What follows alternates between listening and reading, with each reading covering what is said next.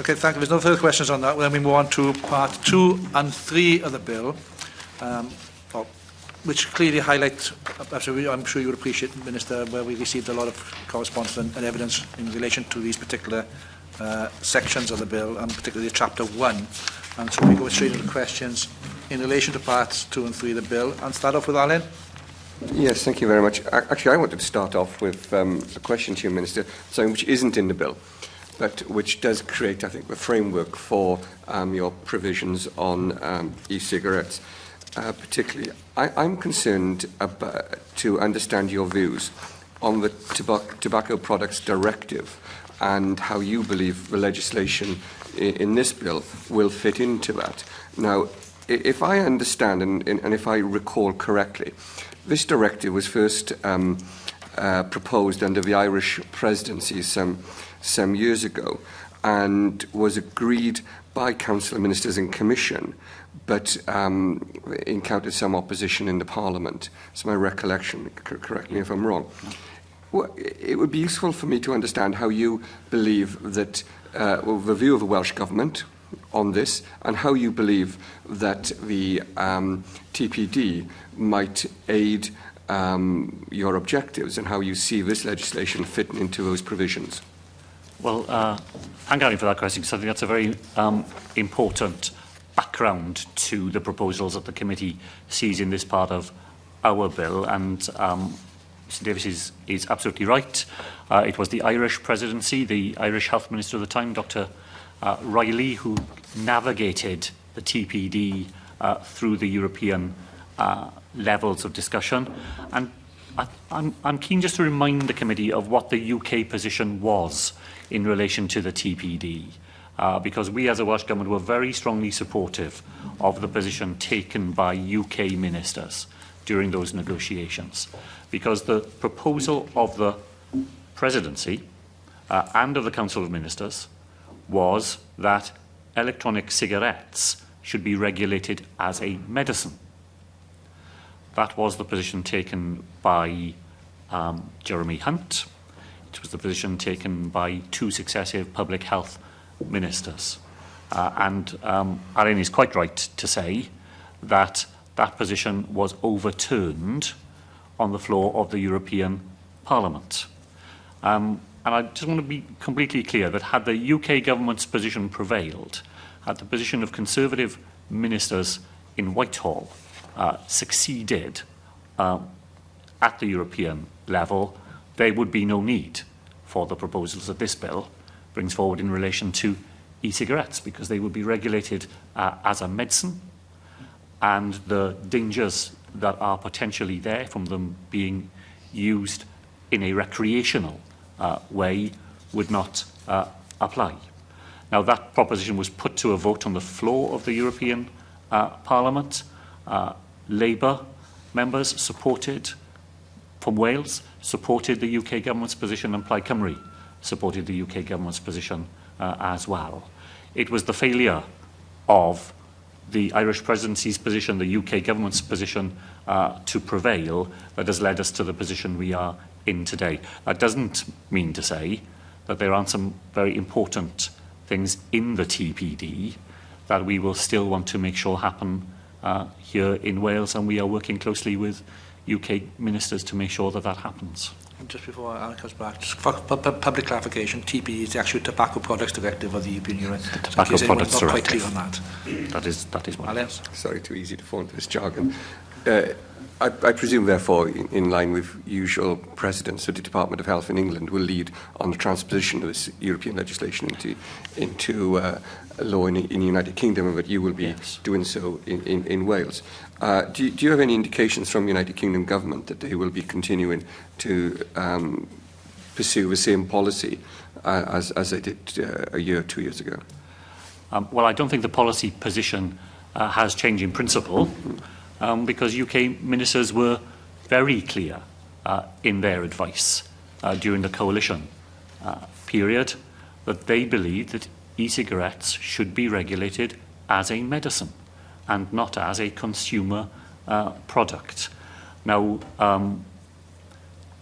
it is for UK ministers to take forward the transposition, which is scheduled for May of next year. At the moment, that date may be difficult to achieve given the level of challenge to the Tobacco Products Directive from the tobacco industry and from the e-cigarette industry. So, you know, the TPD is in front of the European courts because of Totally Wicked, an e-cigarette company, and because of challenges from Philip Morris, International and British American Tobacco, who are seeking further to undermine the protections offered to the public through the TPD. But once we have the results of those challenges, then the UK government will be responsible for making sure that all the things that are still in the TPD apply here in Wales. I think it was a pretty shocking set of evidence that I heard this committee getting from witnesses earlier in the process who wanted to argue in front of you that the TPD should be weakened and that the protections it currently provides, which are far short of what the UK government originally had hoped for, that those protections should be weakened even further. Yeah, I certainly didn't think that was very impressive evidence, I must say. I think most of us would like to see the TPD established as it is today, or in fact strengthened. But one of the things that concerns me about the growth, if you like, of e-cigarettes is the advertising, which appears to me to be aimed at a youth market, a young market, and it doesn't appear to me, you know, we hear the industry saying that this is a means of enabling and helping people to give up smoking, and it's a tool, if you like, to be used in smoking cessation. But the advertising that we're seeing employed by the industry says something somewhat different, that this is an entirely harmless product that is, and it certainly appears to me to be targeted at a youth market from seeing some of the advertising that I've seen, the flavourings and the rest of it. So are you convinced, Minister, that the statutory provisions that you have in this legislation are actually sufficient to respond to the dangers that you have identified?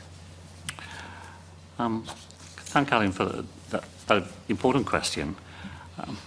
Chair, would you mind if I just set out some general thoughts on this aspect of the bill, because it arises directly out of that question, really. The bill, as you know, aims to strike the right balance between capturing the positive potential which e-cigarettes have to reduce harm, and I recognise that, while helping to reduce the risks that they may pose to wider public health. And that's what this part of the bill tries to do. It tries to strike the right balance. And let me just remind the committee, this is not a bill that bans e-cigarettes. It does nothing of the sort. It promotes their use in harm reduction. It tries to prevent the risks which come with their promotion as a recreational use. And this balancing act, I thought, was very well set out in the British Medical Journal on the 15th of September last, when in a direct discussion of the e-cigarette debate it said, where there is uncertainty about risks, the precautionary principle should prevail. And that's been my position all the way through. I've never argued in front of this committee that the evidence is decisive and that we know for certain what the balance of risks and possibilities is. You have heard from some people that the help afforded by e-cigarettes is so significant that nothing should get in the way of their promotion. You will also have heard and seen evidence from equally eminent individuals and organisations that the harms to enforcement, renormalisation, and as a gateway to tobacco smoking are such that their use must be properly regulated. In that uncertain space, the precautionary principle must apply. And if I could say so, I thought that a number of Plaid Cymru members made exactly this point very properly in relation to fracking yesterday.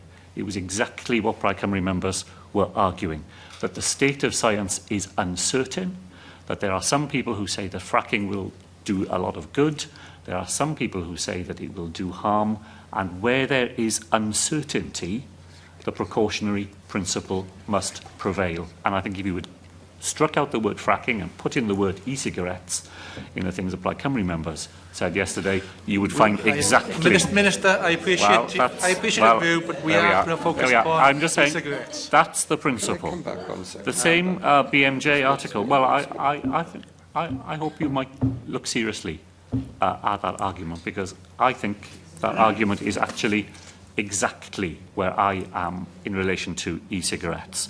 And the same BMJ article went on to say that where people's health is concerned, then in the absence of scientific consensus, the burden of proof has to lie with those who argue that no harm exists, not with those who are concerned at harm. So my position, to come back to Alan's point, I think is best represented in the further written evidence provided to this committee by the UK Faculty of Public Health. You received that evidence on the 1st, was dated the 1st of October.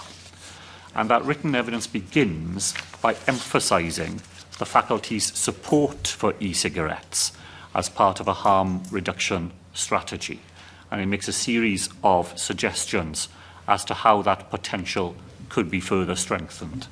But it then goes on to say that there are real research-based concerns as to how their more general use and promotion is being conducted by the industry, and so it goes on in its letter to suggest a series of actions to prevent harm, and in doing that it directly supports this bill's intention. It singles it out and says that in order to address that risk, that it supports this bill's intention to bring the use of e-cigarettes into line with conventional cigarettes in enclosed public spaces. And it does so explicitly on the grounds that this government has used, those of renormalisation and the gateway effect. If you were back, Alan, and